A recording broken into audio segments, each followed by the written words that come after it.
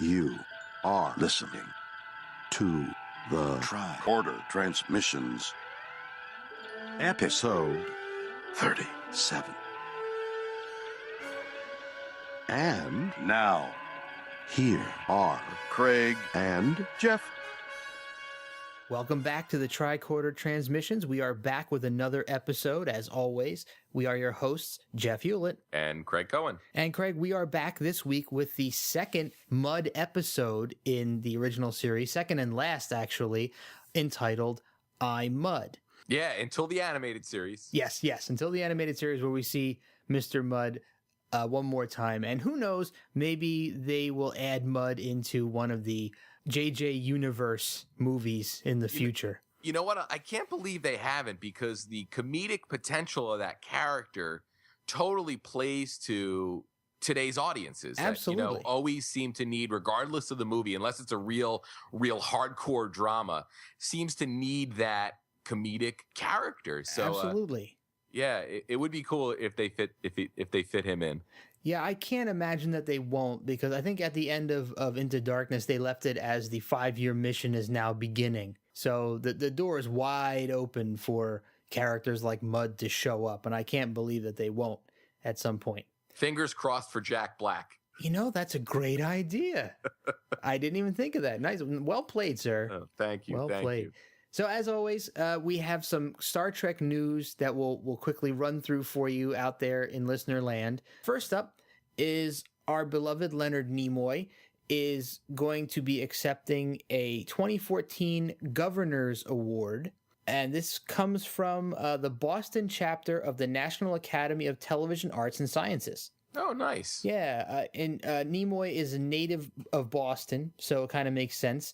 And he began his performing career there. So they're honoring him with this Governor's Award, which is described as a special award, which is given in recognition of achievements that don't fall within the structure of the National Academy of Television Arts and Sciences regular awards. So I'm not quite sure what that means. It's kind of ambiguous.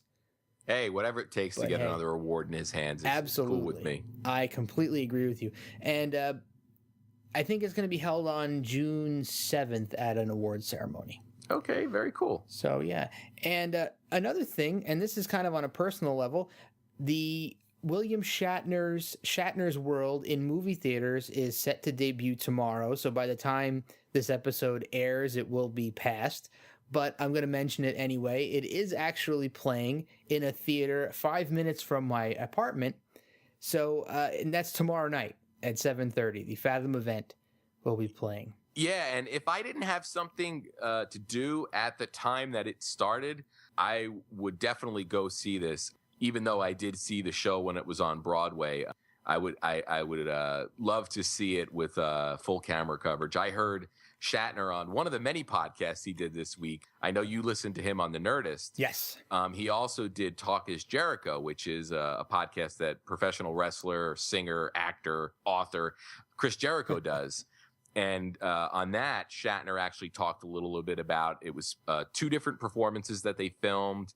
And he said they had like 6 cameras covering it. So it seems like it's going to be a pretty good representation of his show. And I assume that a couple months down the road, maybe in time for the holidays, this will be available on a DVD and Blu-ray. Oh, I can't imagine with Shatner's penchant for advertising and promotion and pushing out product. I can't see them not putting this out on some sort of DVD or Blu-ray release. But while we're talking about this, I do want to mention, because you just talked about the Jericho podcast, I do want to talk for a minute about Shatner's appearance on Chris Hardwick's Nerdist.com podcast. And I cannot recommend listening to this podcast enough to any Star Trek or Shatner fan out there. Although he really doesn't talk much about Star Trek at all, the conversation between Hardwick and Shatner on life-related topics, just general things, is just brilliant and funny.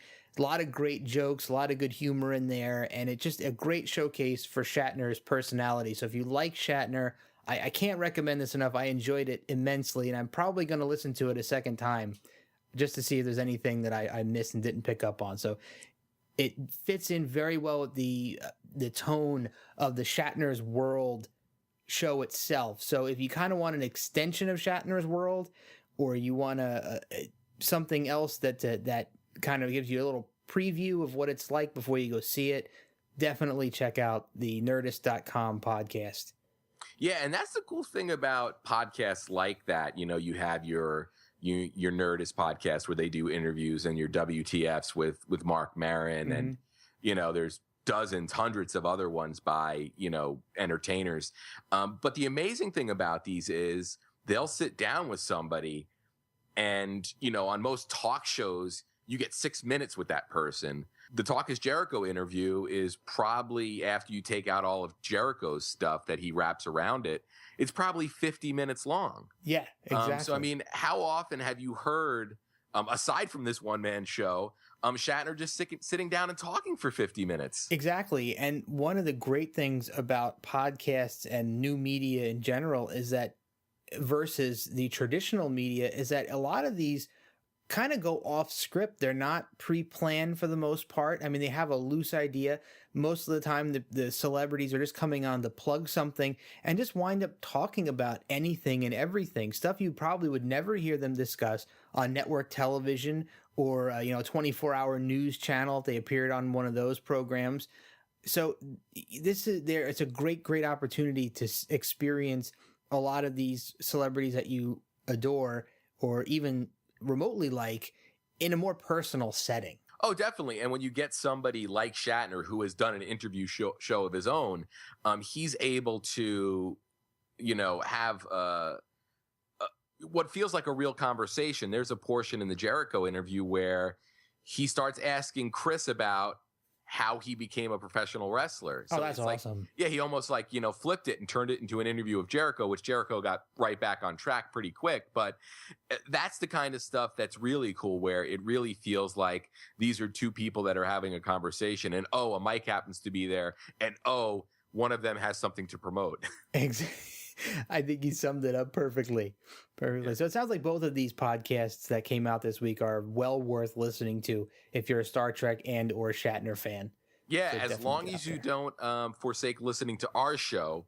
Of course. Instead of those. Well, so make sure there's time for everything. Yeah, finish this episode first, then go seek those other podcasts out. Pretend we didn't mention it until the end. Yes. So one more quick news bite, and I apologize because this is kind of breaking format, as this is not original series related, but I'm a technology buff and I love everything technology related. I follow tech news, and this is sort of a cross section between modern tech and Star Trek. So there's a device that has been in testing that was actually a Kickstarter called the Oculus Rift. I don't know if you've ever heard of that, Craig. I might be confused with that company Facebook bought recently. It's the same, one and the same. The same. Okay. So for anybody out there who does not know what an Oculus Rift is, it is a virtual reality device that is touted as the best virtual reality goggle set that has ever been created to date. So the latency between the motion of your head and the image you see in front of you is almost indistinguishable. So there's where the old devices had this lag time and kind of gave you a disjointed view. This thing is supposed to be absolutely perfect. And what does that have to do with Star Trek? Well, not much, but a dedicated Star Trek fan created a virtual reality environment for use with the Oculus Rift, which allows you to explore the Starship Voyager's bridge in a 360-degree wraparound virtual reality with all sorts of awesome computer consoles that you can mess around with. It's really, really awesome. And there's a video on YouTube. If you look up, I'll have it in the show notes, but you can also look up Star Trek Voyager, the bridge demo on Oculus Rift. And it's really, really neat. It looks so realistic. I would love to seek one of these devices out just to check this out. Oh, wow. That sounds awesome. Yeah, and I'm imagining that somebody, after seeing this, someone's going to do the original series Enterprise bridge, and possibly, I'm sure, some of the other upgraded versions, the other Enterprises from the films, and maybe next gen. So I'm sure this is not the end of this. And as technology advances further and these guys have more time to build these environments, I would not be surprised to see somebody do a full workup of a tourable Enterprise via these goggles. Yeah, I was just going to say that. I mean, I'd love where you'd be able to exit the bridge, go down a turbo lift and get off on whatever deck you want and just peek through whatever door you could, you care to. Yeah, that will happen. I'm gonna say it. It's gonna happen one day, and hopefully I will be there to put those goggles on and experience that firsthand. Wow, awesome. Yeah. So, you ready to jump into the episode? Some air dates and the synopsis? Yes, sir. All right. So, iMud aired on November 3rd of 1967. The remaster aired on October 14th of 2006. All right, and I have a very quick snippet from the NBC press release of October 13th, 1967. The Enterprise crew finds itself at the mercy of an Earthling who rules a colony of female androids in iMud on NBC television network Star Trek Colorcast of Friday, November 3rd. All right, and with that, we will start our scene-specific commentary in 3, 2, 1. So the cool thing about this episode, from everything I've read, is that they knew they wanted to revisit this Mud character. So that's pretty neat that, when they introduced the character, they knew they were eventually going to bring him back, which I think is pretty neat. And, it took them however long to make it happen. It was, a matter of clearing everybody's schedules and whatnot. But I thought that was cool. Yeah, that is pretty awesome. I love this interaction between McCoy and Spock, where McCoy notes how this new crew member basically acts like a Vulcan. Yeah. And if Spock could be offended, he would be.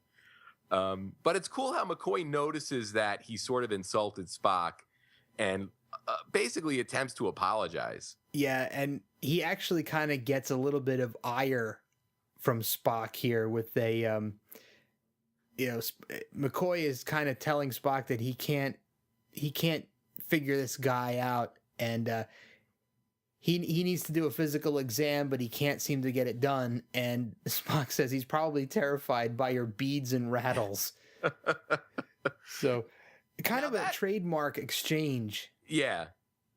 Now that made me question how this guy or how this Norman integrated himself into the crew. Yeah, I was wondering that myself, and you find out later why he's there, but you don't really get an explanation as to how he worked his way onto the ship or how he got into...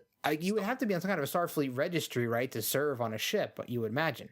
I would think, yeah. Yeah, and Spock, out of 430 people, Spock knew exactly who that guy was. Yeah. He called him Mr. Norman. He knew exactly who he was. So that means Spock knows the entire crew's roster off the top of his head? That doesn't surprise me. That's pretty amazing. But also, I mean, if that guy's been on board, 2 weeks, he's feasibly the freshest crew member there. Yeah, you might think. Yeah. So we got a little issue going on here. And he's calling Spock up to the bridge. I love how Kirk's in the dress uniform again. Yeah, that seems to be like a season 2 thing that I never really picked up on, because I don't think I've ever really watched this series from front to back. A lot of it was, whatever episode I would catch on syndication and, whatever else, if, I popped in a VHS I had taped off a TV or something. So that's one of the interesting things about watching this in air date order is you notice things like that. And it almost isn't right to call that like a dress uniform anymore. No. Yeah, exactly right. Exactly right.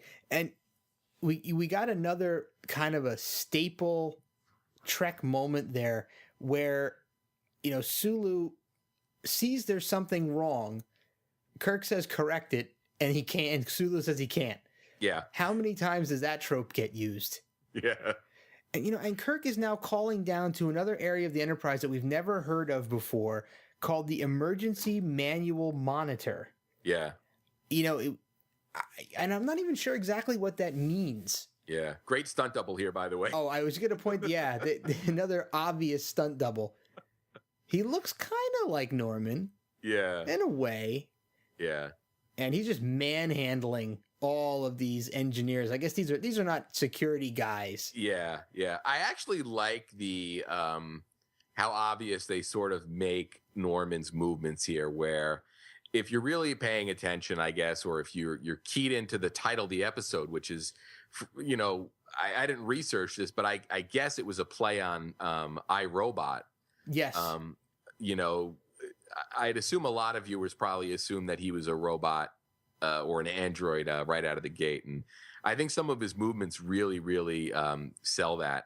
Yes, they do. And this moment here really sells it too, where he grabs a hold of Kirk. And Kirk, you don't see that the guy has some kind of crazy strength, but you see Kirk rubbing his arm as if the grasp hurt. Yeah. And Kirk is, I hesitate to say it's uncharacteristic because it's becoming characteristic. He is extremely calm in the face of this intruder. Yeah. You know, the guy's pretty much hijacked the ship, and Kirk is not, he's not yelling at him. He's not immediately calling security. He's not trying to punch the guy or detain him or anything. He's just kind of, well, okay. Yeah. Well, it almost seems like the real way to get Kirk rattled when you take over his ship is to be a higher ranking Starfleet official. Yeah, you know, that's a pretty good observation. So we're getting the setup now that this guy is not a threat to human life, but he's referring to himself as we. So we're implying that there are more than one of who or whatever he is. And here we're going to get one of the most obvious remastered effects. Yeah, look at that, man. It's cool looking, but it's wonderful. Very, very obviously a remastered effect. Yeah, I mean, it's, you know, the same effect of like when they added, you know, the digital, numbers instead of the analog, numbers on a view screen or something. Exactly. And dare I say, this may be the return of the really good stinger. Yeah. You know, it's funny. I was, as we were talking here, I was like, did we hit the opening titles already? I couldn't remember because it's such an extended, opening sequence. I think we're 6 minutes in. Yeah, it's kind of a long one. And well, we've seen so many times in the past where in the 60s when these shows aired, they had the trailers for next week's episode, and that trailer pretty much spoiled the entire episode. So I hesitate to say that people who are watching this show had to wait to see Mud pop up on the screen to understand that Mud was going to be in the episode, really. Yeah. So you can almost forgive the fact that he's not in the stinger, and you kind of have to wait, but you know he's coming because if you watch the trailer from the week before, he's all over it. Yeah. One note related to introducing Mud, earlier versions of the script had them en route to the planet for a much longer period of time, and one of the directives that came down in the script notes was to get them there by the end of Act 1. That's actually probably a really good thing, because they stipulate here that it's going to take about 4 solar days to get from where they are to wherever they're going, and you really don't want to watch them mess around on a ship they can't control for an extended period of time. It would kind of be pointless. Yeah, and I love this here. Yeah, Spock mind melding and finding that the guy's off. Yeah, he's getting nothing, which is great. That's pretty cool. So I'm going to say this again, and I said this previously in other episodes that featured androids. Yeah. Once again, in the original series, we are seeing androids that look far more realistic than Data from the Next Generation. Yeah. Why do androids in the original series look like humans and Data has to look like a plastic android? Yeah. Well, I would almost guess, and this is pure speculation based on what I've observed, is that the trade-off between looking human and looking like an android is pretty much to ensure that you can't just confuse Data. You know what I mean? Like, in this series, all of the androids seem to get confused, rather easily. You know what? I think you're really onto something there, because that's something that I didn't think about. Maybe since Data was more or less designed to do what he's doing, maybe they kind of came up with the idea, like, listen, we've experienced all of these androids who looked exactly like people, and people were not able to always distinguish them from androids. So we better make Data look easily distinguishable as an android. So if you see him walking down the hallway, there's no doubt in your mind that's a robot. Yeah. But with this guy like Norman here, you see him walking down the hallway, you think, oh, it's just some dude. They couldn't tell. So maybe they learned their lesson in the original series and intentionally made Data look like that. Yeah. And boom, here we get a pretty classic beam down. I mean, we're only missing what, Sulu and Scotty. Scotty, yep. But I mean, that's a pretty core, team to beam down. Yeah. I was thinking to myself about this. Look at the way that door opens. That's so cool. It has like a diagonal slice in the middle. It's not just two halves. They kind of slide the diagonally apart. But at any rate, here's the entrance of Harry Mudd, by the way. Yeah. The big reveal. But what I was going to say real quick before was, can you imagine you're George Takei, you're in the whole first season. In the second season, they bring in Chekhov, start throwing him on the away team, and you don't get to go. Yeah. Why don't they leave Chekhov on the ship and bring Sulu? Sulu hasn't earned his stripes at this point. Yeah. Let him come down. It's a shame. So here we go. Harry Mudd is back, and he's drinking out of a goblet. He's pretty much, isn't he referred to not as a king, but Lord Harry Mudd the First? Yeah. He's pretty much set himself up here to be, the ruler. Yeah, and once again, I mean, Kirk seems uncharacteristically calm. Yeah. I think that's almost, I don't want to call it arrogance, but I think it's Kirk's faith in himself. Sure. That he's the smartest guy in the room, Spock accepted. Or that between him and Spock, they'll really be able to outthink anybody they encounter. Well, especially they've already outsmarted Mudd once. Yeah. But then again, I mean, Mudd really wasn't doing all that much last time besides being a snake oil salesman. I mean, he wasn't really that big of a threat. Agreed. Going in. So I think that by the way, we kind of skipped over something here that I just wanted to mention because this is the first time we've heard this mentioned before. Norman, I believe, mentioned that the planet that they're on is considered a Class K planet. Oh. We've heard of Class Ms, which are livable and breathable and capable of sustaining human life. But Norman defines a Class K planet as adaptable to human life by using pressure domes and life support systems. Okay. So I guess they can install life support areas of the planet and inhabit it that way. Mm-hmm. It's not necessarily hostile to human life. But it's adaptable. That's cool. So point that one out. We've got our android females here. Mm-hmm.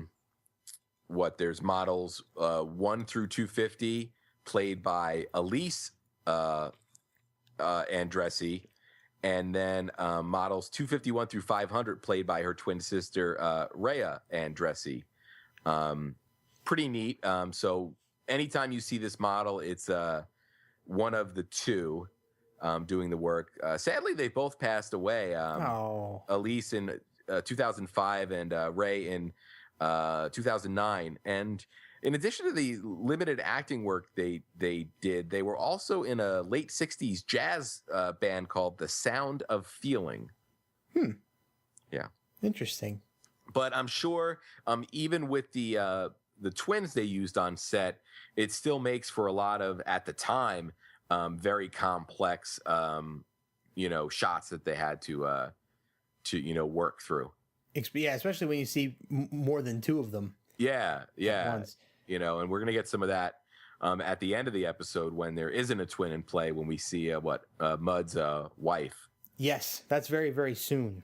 Yeah. Very, very soon. So I have to check into this, and I must admit that I did not look into this yet because it requires a slight bit of research. But when they walked into the room and Kirk acknowledged Harry Mudd, Chekhov did not know who Mudd was. Yes, which sort of starts to explain when exactly Chekhov started on the Enterprise. Yes. Because as we know in the movies, they sort of retconned that he was there for Space Seed. Yes. But here, Chekhov clearly establishes that he has no idea who Mudd is. Yes. Which does indicate that he couldn't have been on the ship. Well, I'm going to have to go back and look at the star dates of the Mudd's Women episode and the Space Seed episode. Mm-hmm. So I haven't had a chance to do that yet. In fact, I should do that at some point so we can talk about it. But I'm wondering if in fact he was on the ship for Space Seed, and the star dates of the Mudd episode were after that. So let's see here. Mudd's Women, the star dates for Mudd's Women are 1329.8 to 1330.1. And Space Seed happened way after. So we're in the clear. We're in the clear. Good. Space Seed was 3141.9 to 3143.3. So we're in the clear. Chekhov's off the hook. Yeah, I was going to say, for the amount of time that this episode covers, we had just the 4-day period where they were en route. That's not something that I think Chekhov would forget. Yeah, I would hope not. Yeah. I would hope not. Or actually, no. What am I talking about? Yeah. Oh, God, I just made a complete fool of myself. That's okay. It's not the first or last time either one of us will do that. So it's all good. That's what happens when you sit down and you just start watching an episode and talking live. Yep. So there were a couple of nods here in this exchange to the original Mudd's Women episode. Mm-hmm. Kirk mentions the incident on the mining colony, which is where they dropped off those women to be the wives of those horrible miners. Yes. And Mudd jokingly said when he was talking about how he designed the templates for these android females that he retained his eye for beauty. Yeah. So, which is another kind of wink, wink, nudge, nudge to Mudd's Women, where he turned these quote unquote ugly women into beautiful, ravishing sex goddesses by the use of a magic pill. Yeah. And both episodes had the same principal writer, in Stephen Kandel, who, wrote these 2 episodes of Trek. He also worked on 12 episodes of Sea Hunt, some of the Batman series from 66 and 67, Mannix, Wonder Woman, Heart to Heart, and get this, 17 episodes of MacGyver. MacGyver. That's a great one. Yeah. That's a great one. And here we have Mudd's wife. Boy, she is a tough-looking broad. Yes, Stella. So, another interesting thing that we were talking over was that we constantly point out in this series where they mention money, and yes. They just kind of did in a roundabout way. So, Kirk and Mudd are talking about how Mudd was able to escape from the prison that he was in, or the penalties that he was facing from his previous crimes. And he was describing how he got into this business of selling patents that he didn't own. Uh-huh. So that means in the future, we're still engaged with patenting things, patenting ideas and licensing them or selling them. I can't imagine, because can you imagine how many patents would be needed just to get the Enterprise into space? Yeah, and I'd imagine the patent trolls would be just going nuts with the amount of litigation they could start. Yeah, and the patent system itself flies in the face of the no money philosophy of we're too evolved, we don't have the need for that anymore, we do everything for the greater good. If you're doing everything for the greater good of humanity, why would you need to patent your idea to make sure nobody else used it without your consent? Yeah, unless it's sort of these, this mission is sort of taking them to the edges of areas that they've previously explored. So these might be places that are outside the reach of Starfleet. Potentially. Yeah. But so Mudd was selling Vulcan patents to inhabitants of another planet without actually owning the patents himself. And this civilization called the Vulcans up and said, hey, listen, man, we just bought your patent for this fuel system from this Harry Mudd guy. And they're like, what? We didn't sell him the rights to that. Yeah, and actually, Vulcan is actually part of the Federation of Planets. So, yeah, I don't know. This whole patent thing is kind of problematic. It is kind of weird, but that's okay.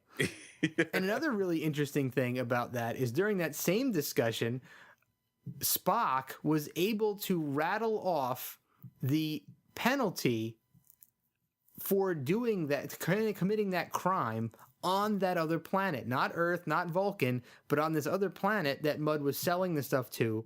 Spock knows the legal penalties for crimes on that planet. That's darn impressive. Is that amazing? I mean, what does Spock not know? Yeah, that's like a boss move. Can you imagine? So anyway, back to the show. Yes. So we're in a little lounge type room here. It doesn't look all that comfortable to me. Yeah, and they're coming to terms with the fact that they're in a pretty dire situation.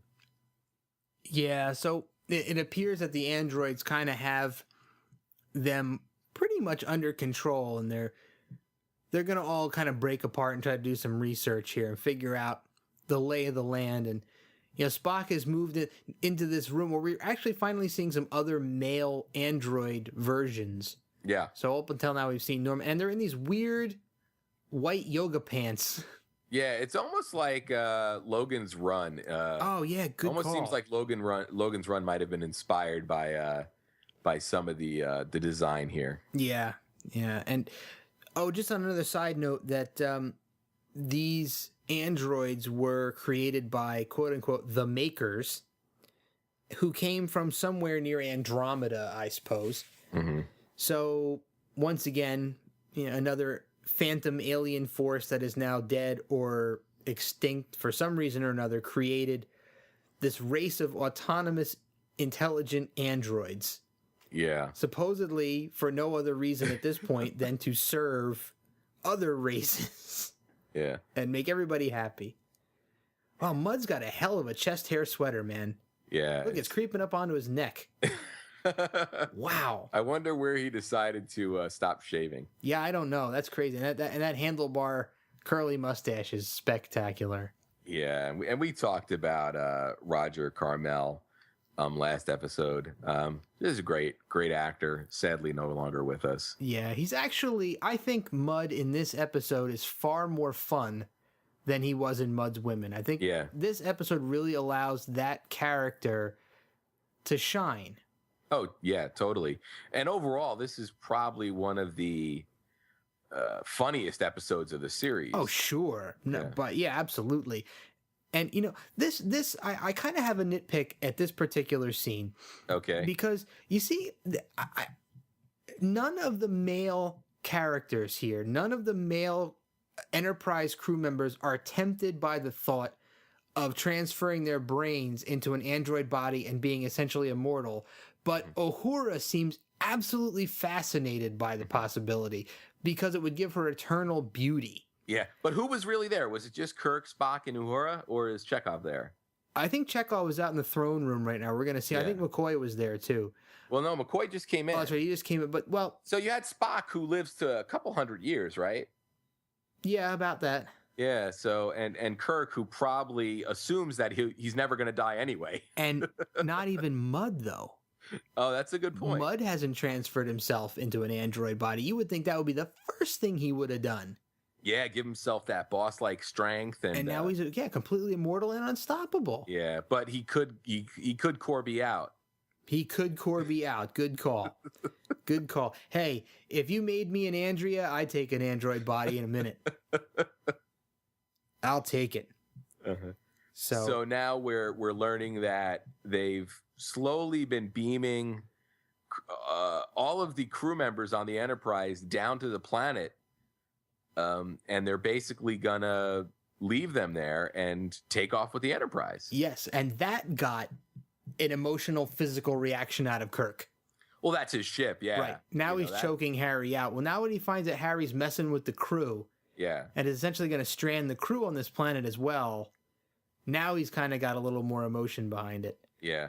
And this plot is really where this android population starts to feel from, being slightly like the Borg to almost being entirely like the Borg for me, in the idea that they're going to basically go out and assimilate. Exactly. I was going to bring that up. And I thought out of all of the episodes of the original series, these androids would make the most plausible origin story for the Borg that I could think of.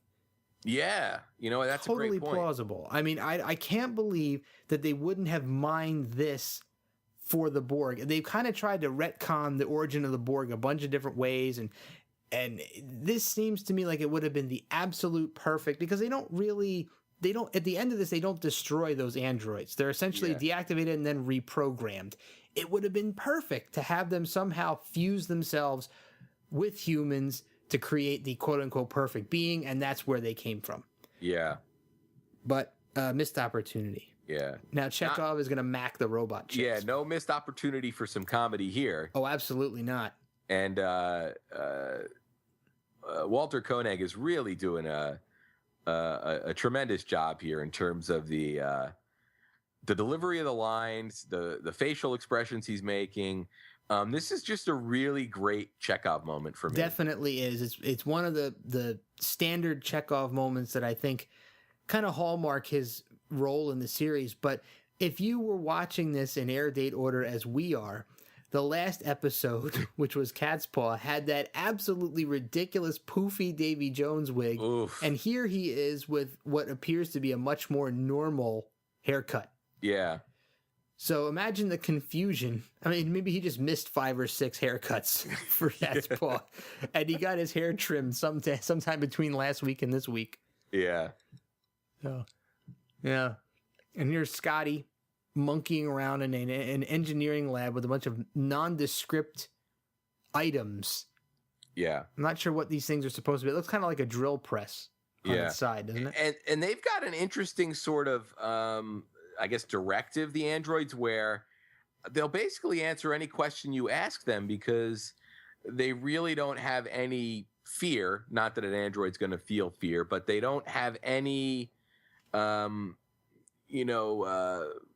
thought that any of the information they could provide could help, Kirk and crew work their way out of this. It doesn't even cross their mind. No, so they kind of, well, for the most part, there are some things that they will be asked where they will say, I'm not programmed to respond in this area.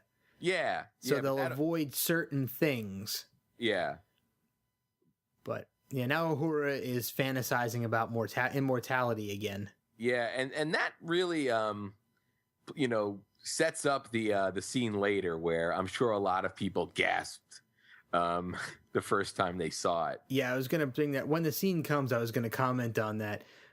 But I think this was another mini Kirk speech where he realizes that the crew is starting to get, some of the crew members are starting to get used to the idea of living this paradisical life here with these androids just giving them anything and everything they want, including immortality. And Kirk is like, get your butt up. We're getting back to the ship. Stop lollygagging around. Be real. We're not staying. Yeah, it's almost sort of like everybody at a party being slightly drunk and one person being sober. Yeah, kind of, sort of. Now, is it me, or do these twin actresses do a fantastic job selling that they're androids? Oh yeah, it's phenomenal. I mean, the down to the, not just the speech, but the motions, the eye movements, just the body language, everything is great. Like, check out that look. I mean, the way she kind of rotates her head straight and has that stare as she's talking to Norman. Yeah. Through some sort of unseen communication device. It's really, really well done. Now, for the time period this show was made, I think you compare this to some of the stuff you see on TV today, and the acting is not as good. Oh, I would agree. I would agree, yeah. And, who knows why that is, I don't know. And I think, honestly, I hate to sound like an old man, but I think a lot of the writing in popular shows today is not as good as the writing was back then. I don't think it's as intelligent. I feel like it's dumbed down a lot of times. Oh, it's definitely dumbed down. Yeah. It's definitely dumbed down, and that's because all entertainment, for the most part nowadays, is not made with specific audiences in mind. It's made for as many audiences or as many people as they can get their eyes on, True. Whereas this show was pretty much really geared towards, sort Adults, of the hard yeah. sci-fi crowd. And adults in general. Mature people. It wasn't really aimed at teenagers or teenagers liked it. But they weren't aiming this towards the younger crowd. This was aimed towards the later evening, after the kids go to bed, TV watching crowd.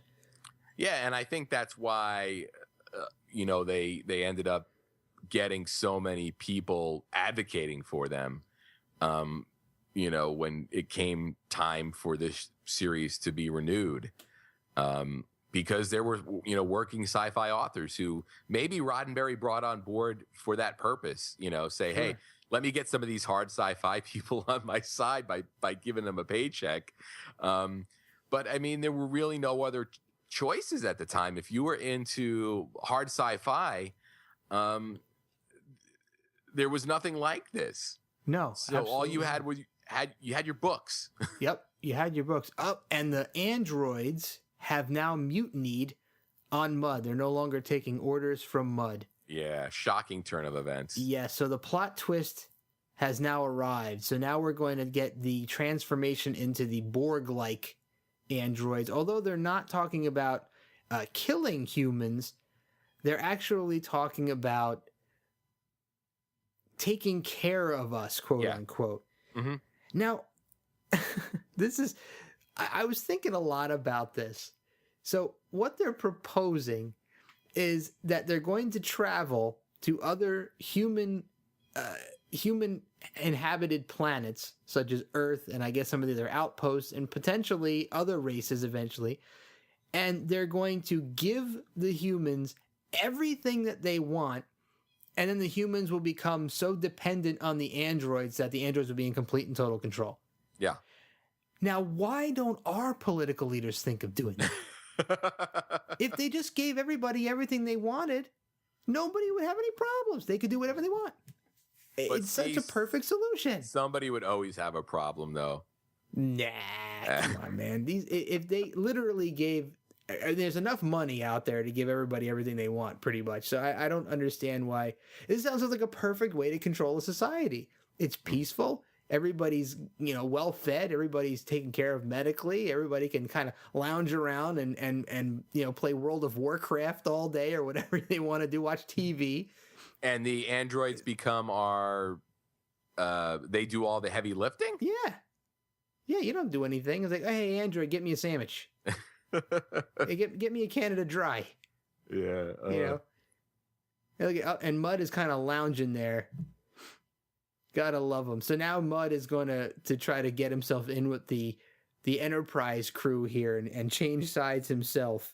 Yeah, and I love the fact that Kirk calls him out on it immediately. Oh, sure. And McCoy does, too. Yeah. McCoy busts his balls immediately, too. He says, hey, weren't you just about to abandon us here, dude?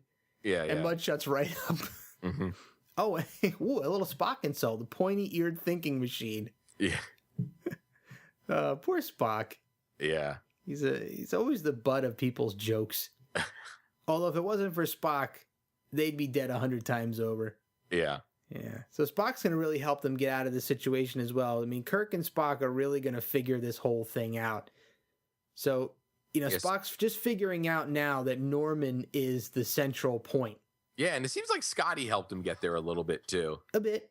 And I like how they sort of distinguished between robots and androids. Yes, androids. So, yeah, a robot, I guess, would be just kind of an autonomous machine that would build things or fix things or prepare things or whatnot. An android is actually a quote-unquote thinking or potentially sentient machine. Yeah. But what does that make Nomad?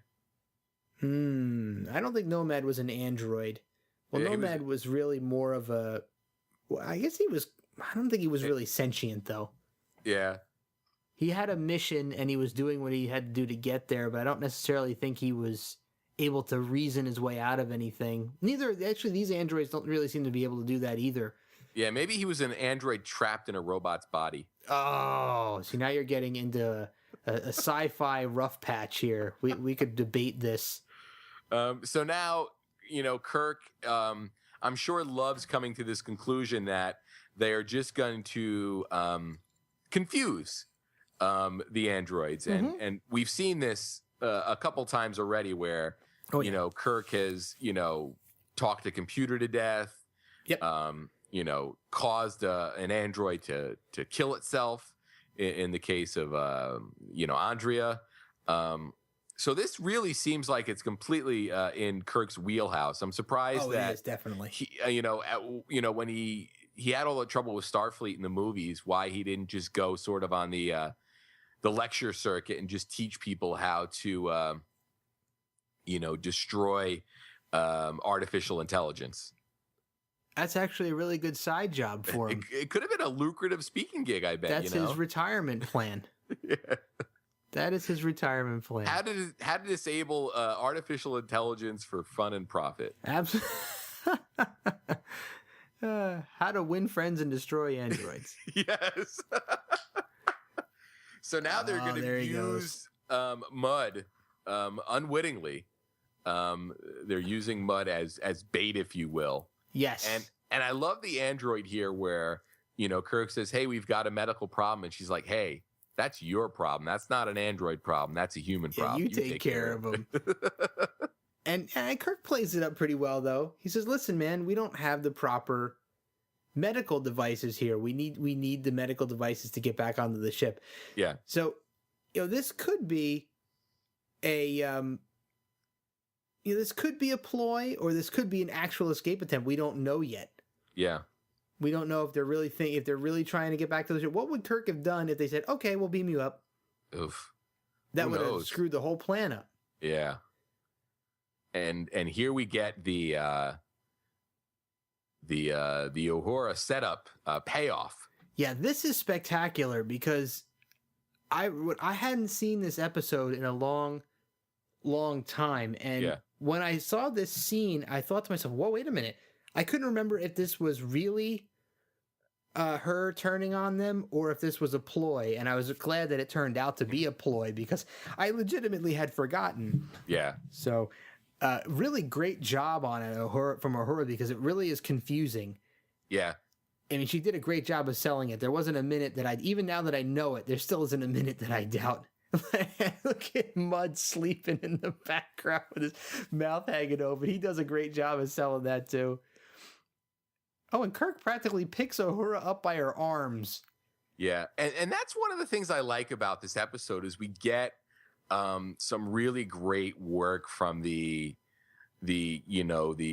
other crew. The outside the Trinity crew. Yeah. Yeah, the extra, except for poor Sulu. He doesn't get to do squat. They even brought Scotty down after the fact. Oh man, I feel poor George Takei. Yeah. Yeah. So now we're gonna get some high comedy here. I don't know how high it is, but okay. It's funny. It's some great dancing and fake music playing. For Star Trek, this is pretty high comedy. I guess so. It's as high as it gets. Yeah, and they're just basically gonna start contradicting themselves in an effort to confuse these androids and ultimately get them to realize that they've messed up. Yeah, Kirk is funny in this too. I love how he's kind of had that has that look on his face. But so this is kind of the experiment. This is the first attempt to see if they can effectively confuse these. And look at this mother of all backhands coming from Uhura. Whack right here. Booyah! Knocks poor Chekhov on his butt. Huge backhand. That was great.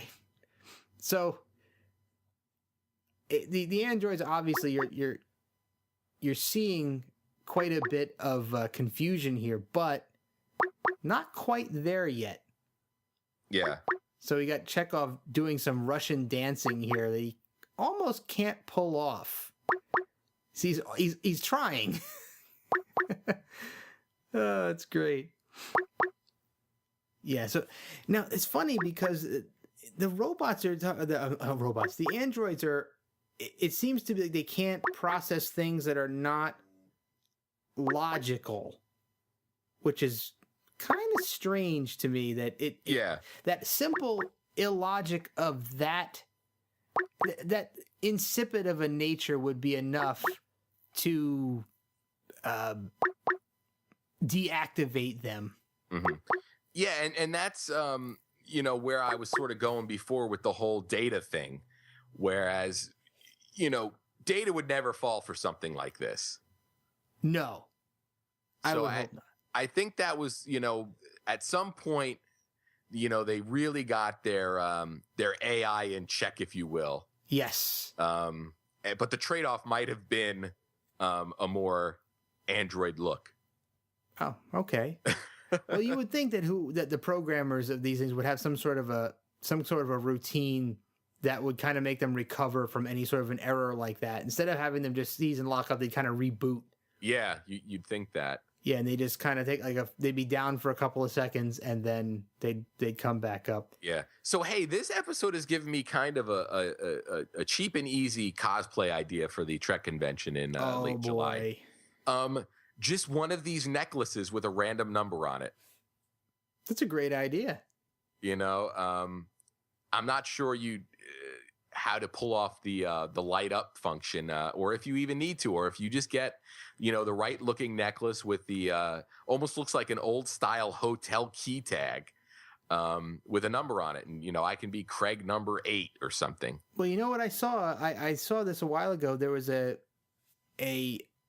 was a themed alcoholic beverage, but in the themed alcoholic beverage, there was a plastic block that looked like an ice cube, but it had lights inside of it that flashed. Oh, right. Yes. I don't know where we saw that, but if you could get your hands on one of them, you could stick some little, stencil numbers on it. Yeah. And make it into a little necklace, and there you go. Yeah. I think they sell a lot of the theme parks now. They'll sell a drink with a light up element. Maybe it was in Disney World that I saw it. Yeah. But I don't know. That might be my my solution to cosplay without really cosplaying. Although I'd have to act like an android, I guess, to really really sell it. You could probably pull that off. I'm glad you have faith in my acting ability. I absolutely do. I absolutely do. So we're getting there. Mm-hmm. We're getting there. This is another interesting scene where look at Scotty and McCoy are acting like androids themselves. Yeah. I didn't really get why they were doing that, but I guess it's effective. Oh yeah. Because it's almost working. They seem to be able to deactivate the female androids pretty easily, but Norman himself is a little bit tougher of a nut to crack. Yeah, so they bring Spock in for the heavy lifting. Yes, and it's kind of like bad poetry. He's kind of uttering bad, illogical poetry into Norman's ears. Your ears are green, and this is Scotty's moment to shine, where Scotty is going to pretend to die of essentially nothing, die of happiness. Yeah. And Norman we haven't talked about. That's actor Richard Tatro, who sadly died young in 1991 at the age of 52. Not a lot of acting credits, though. Probably most known for the TV series Branded. I don't think I've ever seen him in anything else. Yeah, I hadn't, and I was surprised to see that he really didn't do a lot of work. I love this scene where Kirk is grabbing Scotty and holding on to him. Yeah. And kind of pretending that he's dead. And then they're laughing about it. They just kind of toss him back on the floor. Kirk puts his foot up on him. Yeah. And this is great because you're seeing some of this sort of Shatner, it almost seems like Shakespearean stuff. Yeah, you see his stage, training shining through here, with the, the exaggerated gestures. Yes, he's projecting. Yeah, to basically play to the back of the room. Yeah, I have to admit, as much as I've seen other people who were stage actors do movies and television, and sometimes it seems too much, in this particular instance, I think the stage stuff actually worked really well. Oh, yeah. You know, it really helped the scene quite a bit. So, and another great ploy with Spock with this fake explosive. I guess it was supposed to be like plastic explosive. He's forming it into some sort of a ball. Yeah. And now they're going to play some sort of a catch game with it. And Mud is going to do a really good job of being a baseball catcher. So I'm going to assume that means that baseball still exists. Yeah. Since Mud knows how to position himself like a baseball catcher. Yeah, America's pastime, I guess, spreads throughout the galaxy. Mm-hmm. Oh, and does Scotty dying in this episode count as a death? I don't think so. Nice. Nice. So I want to quickly mention this before we get too far past it, because this episode is significant for another reason. And that reason is that there is a quote, a McCoy quote in this episode that has lived on in a pop song from the, I forget what era it was in. I believe it was from the late 80s. So there's a quote from McCoy that's already been passed, and it was, "It's worked so far, but we're not out yet." And that quote was used in the Information Society song Pure Energy. Ah, cool. So if you ever listen to that, right at the beginning of the song, you'll hear a male voice say, "It's worked so far, but we're not out yet." And that's pulled right from this episode. That's great. Yeah. So go back out and listen to that. It's on YouTube. It's out there. I might even post a link to it in the show notes so that you can grab it and listen to it yourself. So pretty cool.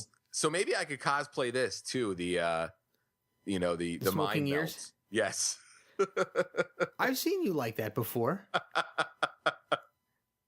After some of our bad sessions at the poker tables in Vegas. Oh man, yeah, totally. A little incredulous. Boom. Night, Look at that Norman. face. Yeah. Well done with some very, very tight pants. So Spock is now surmising he's seen 3 or 4 androids out of commission. He's extrapolating that all the other androids are now also immobilized. Yeah.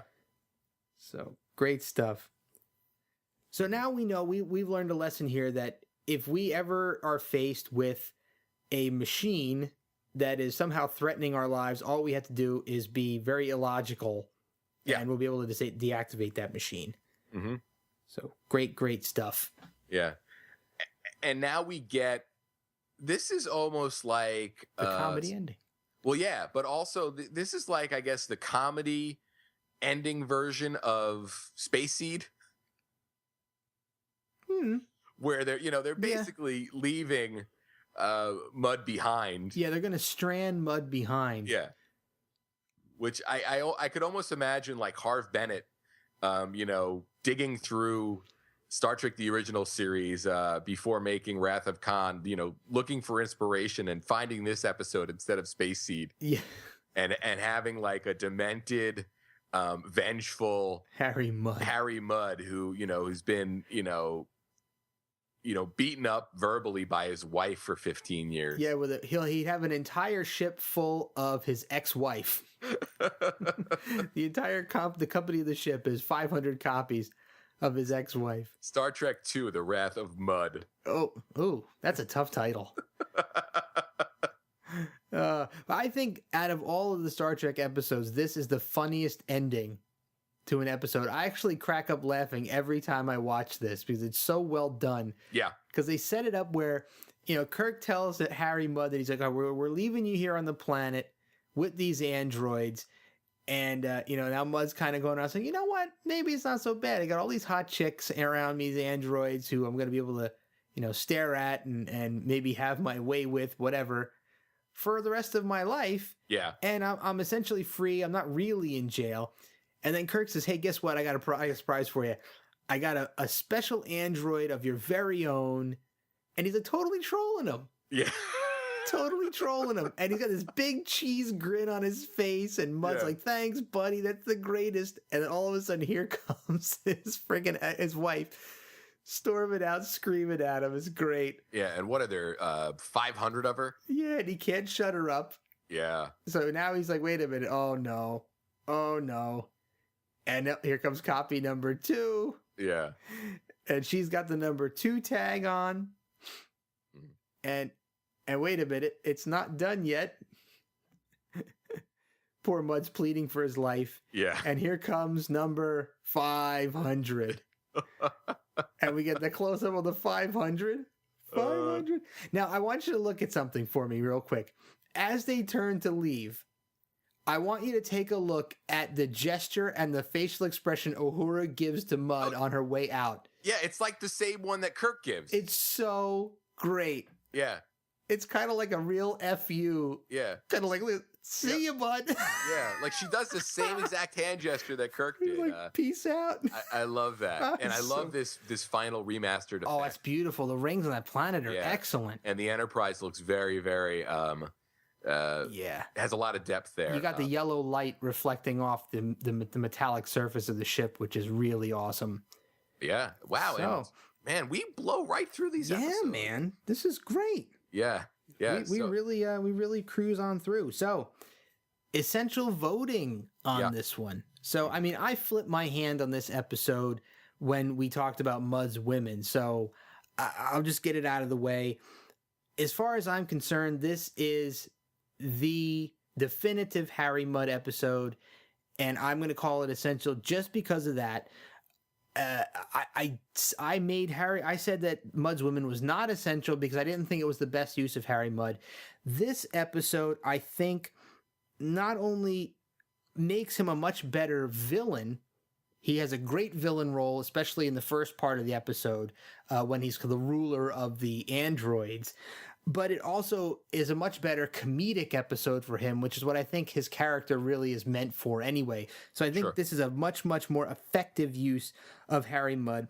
Also, you get a lot of great character moments that, I mean, are not necessary for my essential vote, but you get the great Spock and McCoy exchange from the beginning of the episode. You get Kirk pretty much at his best, getting out of a situation. We know his specialty is deactivating robots and machines. Yeah. Scotty's dramatic death scene is awesome. Yeah. I love it. And Uhura's deception, that little piece of time where you doubt or you're questioning her integrity, is great. I think it was one of her best performances of the entire series. So yeah. And I think overall this episode in compartmentalized on its own embodies a lot of what made the original series great. So definite essential for me. Yeah, I mean, I would agree with everything you say there, and I would go even further and say that for some of those reasons, this is essential. Like you mentioned, that Spock and McCoy interaction and the Uhura stuff and the Chekhov stuff and all of those character moments. And I think I've established over the course of this series that I'm big on those. And I think there's enough of those here that carry a certain amount of weight that really give us a little bit of insight into what the characters are capable of to make this essential on top of all the other stuff that you said. I'm a big fan of the Mudd character. I voted essential for the first appearance.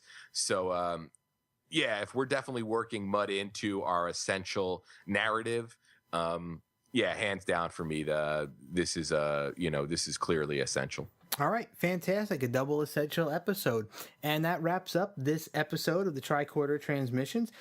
Try to catch up with us if you can on social media, on Twitter at TTT_pod, or Facebook / the Tricorder Transmissions, or our own website, thetricordertransmissions.com.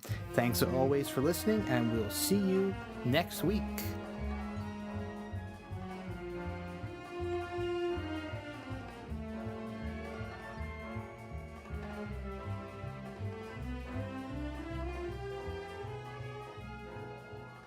The casting call went out for identical twins for the I Mudd episode, and in they came. From the agencies and from the streets, and that's exactly where our casting director, Joe DeAugusta, found a pair, right on the corner of Hollywood and Vine. By the clever use of split screens and optical effects, we were able to turn one set of twins into 6.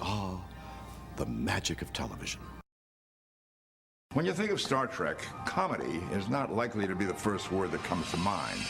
And yet, several of Star Trek's most liked episodes, such as A Piece of the Action and Trouble with Tribbles, were indeed comedies. Another of Star Trek's comedic entries was the episode I Mudd, featuring the return of that mischievous rogue, Harry Mudd, and hundreds of androids ready to do his bidding. With a premise like that, the best thing to do is sit back and enjoy the silliness that will undoubtedly ensue.